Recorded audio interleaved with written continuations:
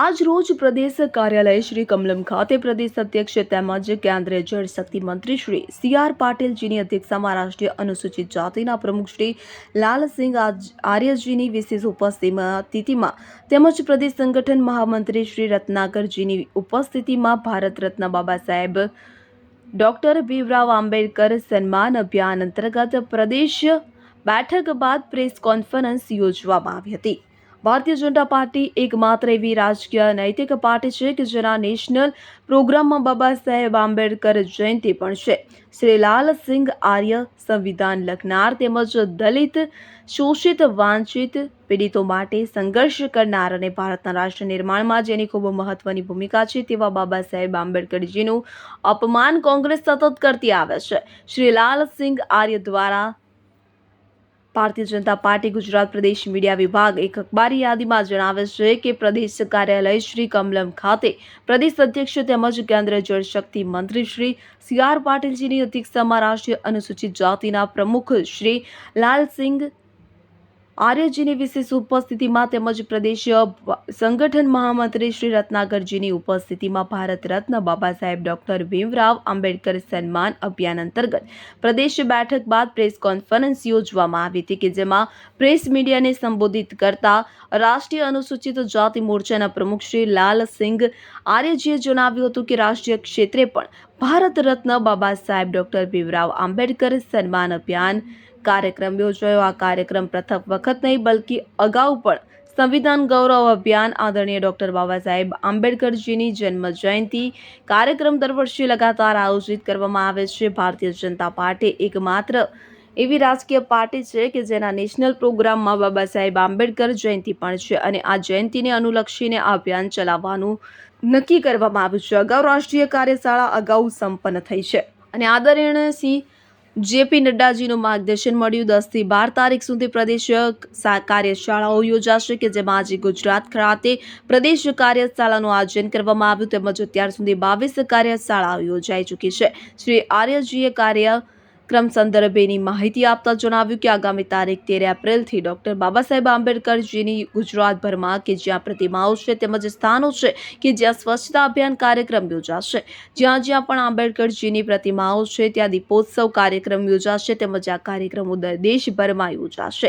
14 એપ્રિલના રોજ દરેક બૂથ તેમજ પ્રતિમાઓ પર પુષ્પાંજલિ અર્પણ કાર્યક્રમ યોજાશે તેમજ સંવિધાન પ્રસ્તાવનાનો સામૂહિક વાંચન કાર્યક્રમ પણ યોજાશે। 15 એપ્રિલથી 25 એપ્રિલ સુધી 1029 જિલ્લાઓમાં વિચાર ગોષ્ઠી કાર્યક્રમ ભાજપ દ્વારા આયોજિત કરવામાં આવશે કે જેમાં 2 વિષયો પ્રજાજનો સુધી લઈ જવામાં આવશે જે પૈકી ડોક્ટર બાબા સાહેબ આંબેડકરજીનું અપમાન કોણે કર્યું હતું અને ભાવનાઓને કોને ઠેસ પહોંચાડી હતી, જીવનથી મૃત્યુ સુધી કોંગ્રેસ પાર્ટીએ ક્યાં સુધી અપમાન અને તિરસ્કાર કર્યો તેના વિચાર ગોષ્ઠી કાર્યક્રમ તેમજ ભારતીય જનતા પાર્ટીની જ્યારે પણ સરકાર આવી ત્યારે આદરણીય અટલજી અને શ્રી નરેન્દ્રભાઈ મોદીજીએ બાબા સાહેબ આંબેડકરજી માટે શું કર્યું તે દરેક વિચારો પ્રજાજનો સુધી પહોંચાડવાનું કાર્ય કરવામાં આવશે। શ્રી આર્યજીએ વધુમાં જણાવ્યું કે બાબા સાહેબ આંબેડકરજીને 1952-54માં હરાવવાનું કામ કર્યું હતું તેમજ પરાજિત કરનાર અને ભારત રત્નનું સન્માન આપી બાબા સાહેબ આંબેડકરજીને અપમાનિત કરવાનું કાર્ય કોંગ્રેસે કર્યું છે। દિલ્હી નહેરુજી, ઇન્દિરા ગાંધી,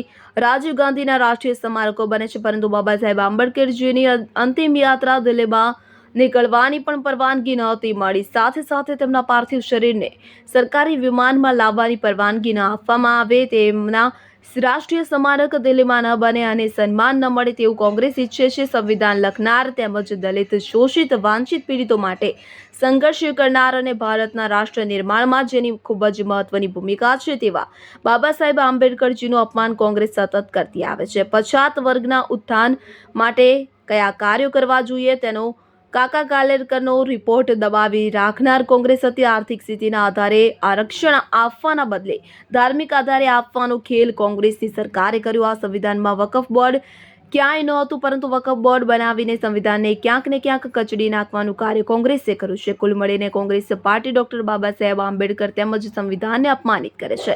કોંગ્રેસ પાર્ટીના નેતાઓ કહે છે કે કોંગ્રેસ પાર્ટી ફરી સત્તામાં આવી જશે તો 370ની કલમ ફરી લગાવવામાં આવશે। રાહુલ ગાંધી જૂઠાણાનું મશીન છે। કોંગ્રેસ પાર્ટી ફેક્ટરી છે। ગુજરાતમાં આવીને કહે છે કે હું પછાત વર્ગની વાત કરવા માંગુ છું। 57 વર્ષ કેન્દ્રમાં સત્તામાં રહ્યા પછાત વર્ગનું સશક્તિકરણ, સંવિધાનનું સશક્તિકરણ, મહિલાઓનું સશક્તિકરણ, દલિતોનું ઉત્થાન અને કોણ તમને રોક્યા હતા? માત્ર વાતો કરનાર કોંગ્રેસના નેતા અમેરિકામાં જઈને કહે છે કે અમે સત્તામાં આવ્યા તો આરક્ષણ હટાવીશું. કોંગ્રેસની દલિતો વિરોધી ચાલ, ચરિત્ર અને ચહેરો ઉજાગર કરવા માટે દેશના દરેક છેવાડાના લોકો સુધી પહોંચી દલિત વિરોધી, સંવિધાન વિરોધી, પછાત વર્ગ વિરોધી, મહિલાઓ વિરોધી ચહેરા અને પ્રજાજનો સુધી પહોંચાડી સત્ય ઉજાગર કરવામાં આવશે. આ પ્રેસ વાર્તામાં પ્રદેશ મહામંત્રી શ્રી વિનોદભાઈ ચાવડા, અનુસૂચિત જાતિ મોરચાના રાષ્ટ્રીય મહામંત્રી તેમજ ગઢડાના ધારાસભ્ય મહંત શ્રી શંભુનાથ ટુંડિયાજી, પ્રદેશ અનુસૂચિત જાતિ મોરચાના પ્રમુખ શ્રી ગૌતમભાઈ ગેડિયા, પ્રદેશ અનુસૂચિત જાતિ મોરચાના મહામંત્રી શ્રી દેવેનભાઈ વર્મા,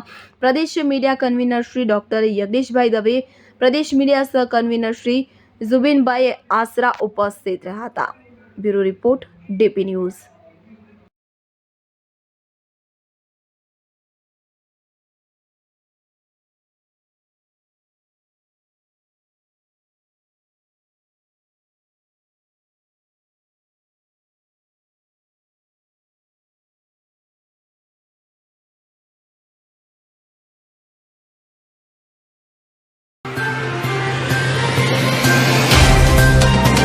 तो व्हाट्सएप, ट्विटर, फेसबुक, इंस्टा जहाँ भी आपका अकाउंट है, इसे शेयर बटन के द्वारा वहाँ पर शेयर करें